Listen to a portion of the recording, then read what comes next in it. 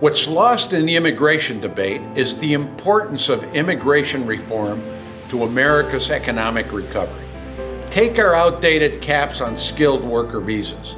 We currently turn away half of the foreign high-skilled workers who would like to come to America and contribute to our economy.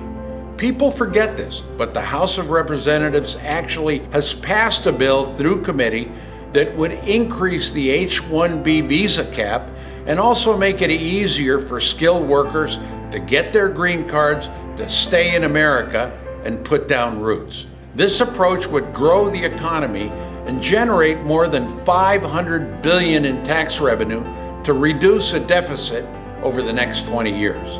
That's just one example of the positive impact immigration reform will have on American economic competitiveness.